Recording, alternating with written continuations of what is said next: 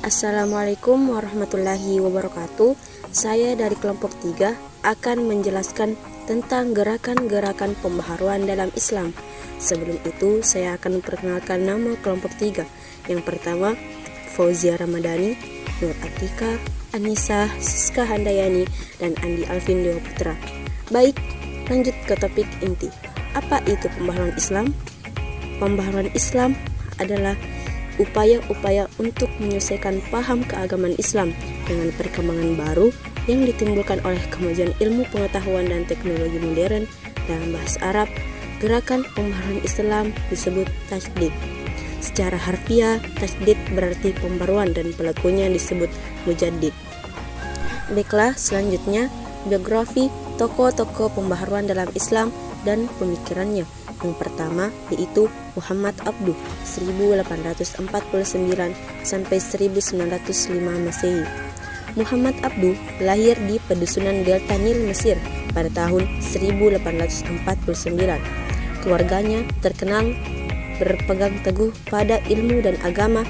Dalam usia 12 tahun, Muhammad Abduh telah hafal Al-Quran. Kemudian pada usia 13 tahun ia dibawa ke Tanta untuk belajar di Masjid Al-Hamdi. Masjid ini sering disebut Masjid Sheikh Ahmad yang kedudukannya dianggap sebagai level kedua setelah Al-Azhar. Di masjid ini Muhammad Abduh menghafal dan belajar Al-Quran selama 2 tahun.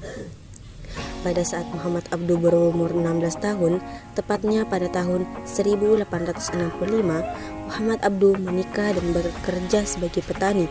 Namun hal itu hanya berlangsung selama 40 hari karena kemudian ia pergi ke Tanta untuk belajar kembali. Pamannya, seorang syekh, guru spiritual, Darwish Kard, seorang ulama sufi dari tarekat Syadzili, telah membangkitkan kembali semangat belajar dan antusiasme Abduh terhadap ilmu dan agama. Selanjutnya, pemikiran Muhammad Abduh. Pertama, faktor utama kemunduran umat Islam adalah jumud. Muhammad Abduh berpandangan bahwa penyakit yang melanda negara-negara Islam adalah adanya kerancuan pemikiran agama di kalangan umat Islam sebagai konsekuensi datangnya peradaban Barat dan adanya tuntutan dunia Islam modern. Sebab yang membawa kemunduran umat Islam adalah bukan karena ajaran Islam itu sendiri, melainkan adanya sikap jumud di tubuh umat Islam. Menurut Muhammad Abduh, al-Islamu mahjubun bil muslimin. Jumud yaitu keadaan membeku atau statis sehingga umat tidak mau menerima perubahan yang dengannya membawa bibit-bibit kepada kemunduran umat saat ini. Al-jumud illatun tazawul. Dijelaskan bahwa sikap jumud di bawah ketubuh orang Islam yang bukan Arab yang merampas puncak kekuasaan politik di dunia Islam. Mereka juga membawa faham animisme, tidak mementingkan pemakaian akal, jahil dan tidak kenal ilmu pengetahuan. Rakyat harus dibutakan dalam hal itu pengetahuan agar tetap bodoh. Yang kedua, bidang masalah ijtihad.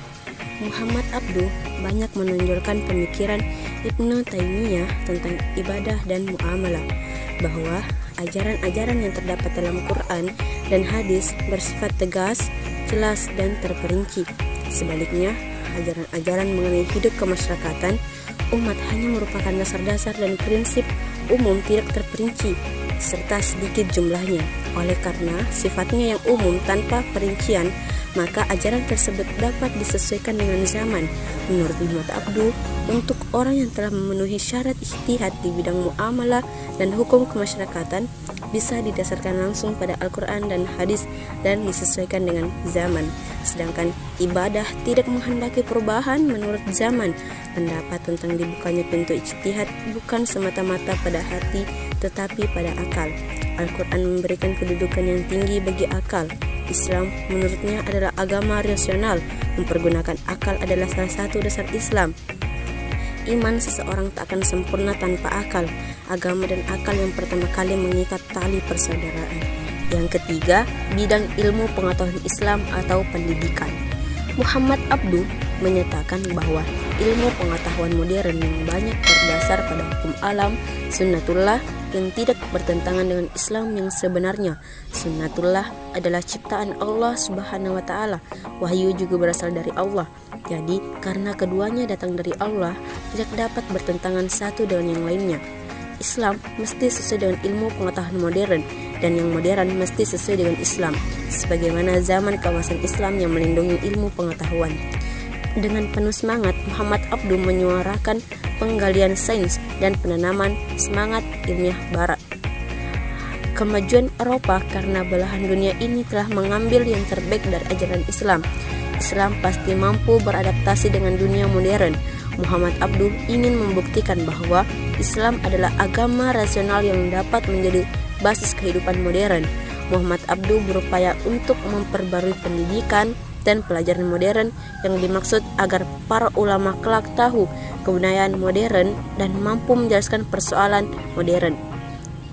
Pendidikan adalah hal terpenting dalam kehidupan manusia dan dapat merubah segala sesuatu. Muhammad Abduh memperjuangkan sistem pendidikan fungsional yang mencakup pendidikan universal bagi semua anak laki-laki dan perempuan. Semuanya harus punya kemampuan dasar seperti membaca, menulis, dan berhitung. Semuanya harus mendapatkan pendidikan agama yang mengabaikan perbedaan sektarian dan menyoroti perbedaan agama antara Kristen dan Islam. Isi dan lama pendidikan haruslah beragam sesuai dengan tujuan dan profesi. Yang keempat, bidang keluarga dan wanita. Menurut Muhammad Abduh, fondasi terpenting dari masyarakat baru adalah individu. Umat terdiri dari unit-unit keluarga. Kalau unit-unit ini tidak memberikan lingkungan yang sehat dan fungsional bagi perkembangan individu di dalamnya, maka fondasi masyarakat akan runtuh. Menurut Muhammad Abduh, jika wanita memang punya kualitas pemimpin dan kualitas membuat keputusan, maka keunggulan pria tak berlaku lagi. Muhammad Abduh juga berpendapat bahwa penyebab perpecahan atau fitnah dalam masyarakat adalah karena pria mengumbar hawa nafsunya. Baiklah, yang kedua yaitu biografi dan pemikiran Muhammad Rashid Ridha 1865 sampai 1935 Masehi. Muhammad Rashid Ridha lahir di Kalamun, Lebanon, dekat dengan Tripoli, Suriah, 27 Jumadil Ula 1282 Hijriah atau 23 September 1865 Masehi. Nama lengkapnya adalah Muhammad Rashid bin Ali Ridha bin Syamsuddin bin Bahauddin Al-Qalmuni Al-Husaini. Ia dilahirkan dan dibesarkan di lingkungan keluarga terhormat dan taat beragama. Rashid Ridha memulai pendidikan dengan membaca Al-Quran, menulis dan berhitung di kampungnya Kalamun, Suriah. Muhammad Rashid Ridha masuk ke Madrasah Ar-Rasyidiyah, yaitu sekolah milik pemerintah di Tripoli, untuk belajar ilmu bumi, ilmu berhitung, ilmu bahasa seperti nahwu dan saraf atau ilmu tata bahasa Arab, dan ilmu-ilmu agama seperti akidah dan ibadah. Ketika berumur 18 tahun, Ridha kembali melanjutkan studinya dan sekolah yang dipilihnya adalah Madrasah Al-Wataniyah Al-Islamiyah yang didirikan Syekh Hussein Al-Jiz. Selanjutnya, pemikiran pembaharuan Islam Muhammad Rashid Ridha dapat dibagi menjadi beberapa bidang. Yang pertama, bidang keagamaan. Pemikiran pembaruan Muhammad Rashid Ridha dalam bidang keagamaan bisa dikatakan sama seperti pemikiran Muhammad Abduh. Kedekatan hubungan antara Muhammad Abduh dan Muhammad Rashid Ridha menciptakan dinamika yang sama. Umat Islam mengalami kemunduran karena tidak menganut ajaran-ajaran Islam yang sebenarnya. Hal ini dikarenakan banyak faham-faham yang tidak sesuai masuk ke dalam tubuh Islam, seperti segala khurafat, tahayul, bid'ah, jumud, dan taklid.